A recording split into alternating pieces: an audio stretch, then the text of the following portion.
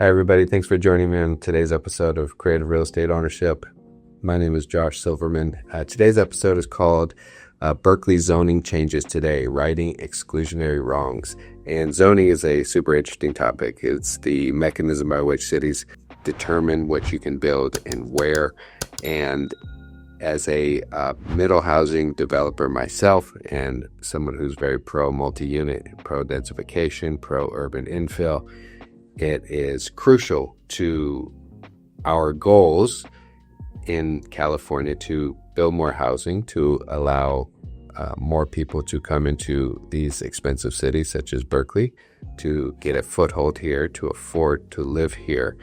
Middle housing, for me, means middle income, and so that workers who work in the city can have an opportunity to own real estate here as well. And so zoning is a crucial part of that, right? So they determine what we can build and where.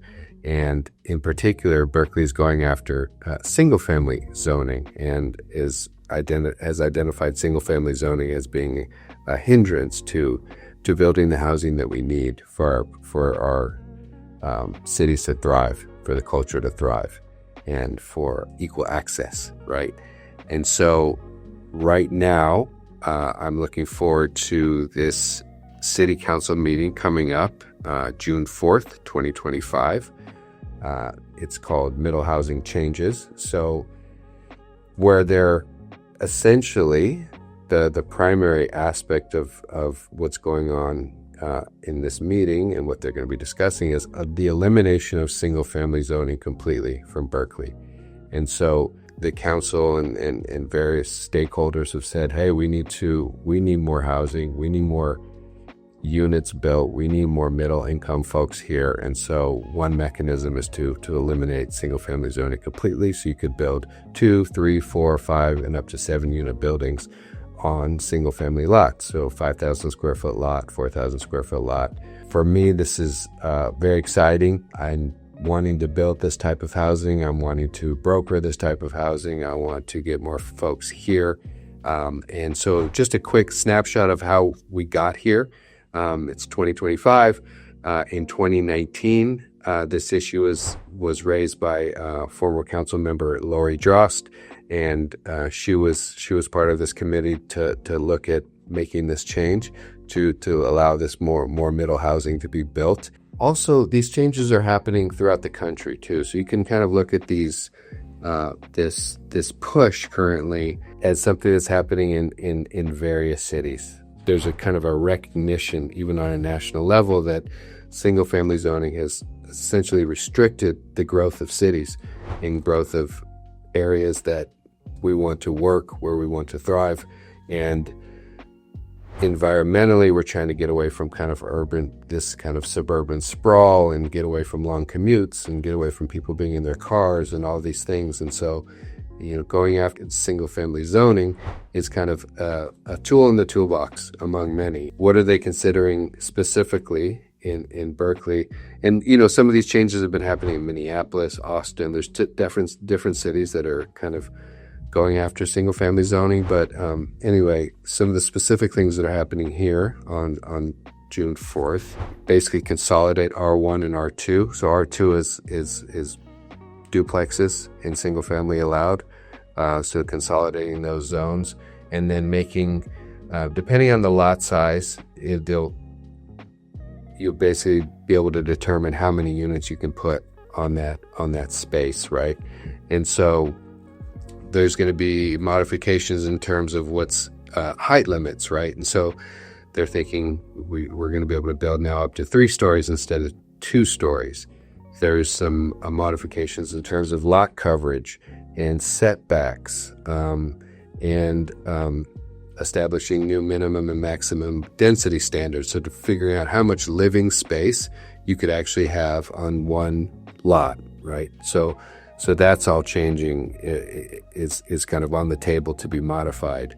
The other thing is residential additions and additional bedrooms are going to become easier or more streamlined to do. So if you have a 2-bedroom, 1-bath house and you want to add 2 more bedrooms, let's say, they're going to make it kind of easier for you to do that.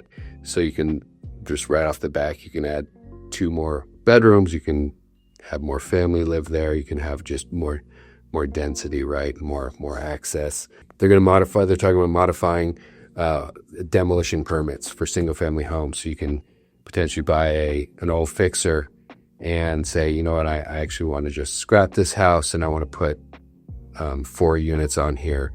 They're going to kind of streamline that process and make that more allowable and easier to do. Those are some of the changes in a nutshell on these traditional R1 single family lots where you can only have one house and then maybe one ADU. That was already allowed. You can now potentially have 5 units. And in the R2 zones, the current R2 zones, you can move up to 6 or 7 units, depending on the lot size. And then in mixed use residential zones, MUR, you can have up to 7 units. So there's pushback.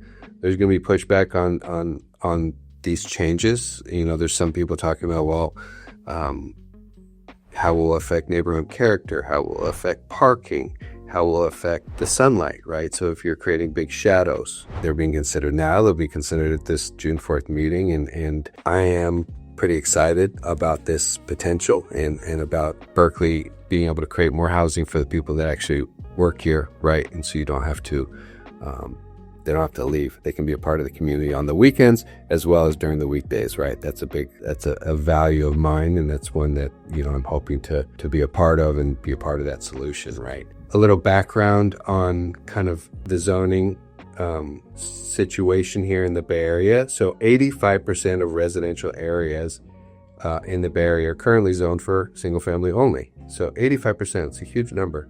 In Berkeley, it's actually only 49%. So in some ways, we're doing better than the rest of the Bay Area. But like 85% is a big deal. So like huge swaths of land, one house, one family, one house, one family. And so obviously, this is not a bad thing per se, right? Yeah, I live in one of these neighborhoods. They are very nice.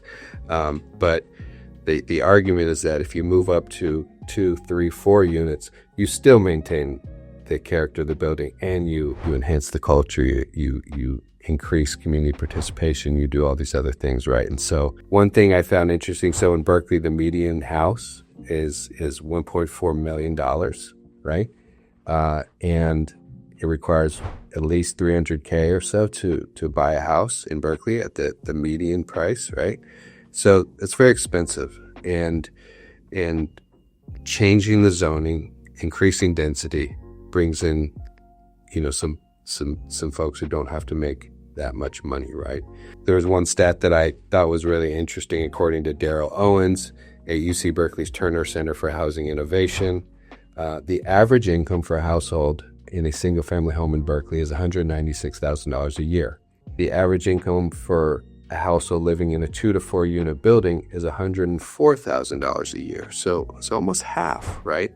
And so these smaller units, smaller housing situations allow for middle-income people to be here, right? And so it works. In particular, in Berkeley, it's interesting that it's kind of happening here, because one thing that a lot of people don't know is that single-family zoning was actually kind of invented or started and implemented in this town. And so in 1916, the powers that be implemented these zoning kind of restrictions about what you could build and where. And they created, like, for the east side of the city, it was only single family homes. And for the north in the hills, same thing.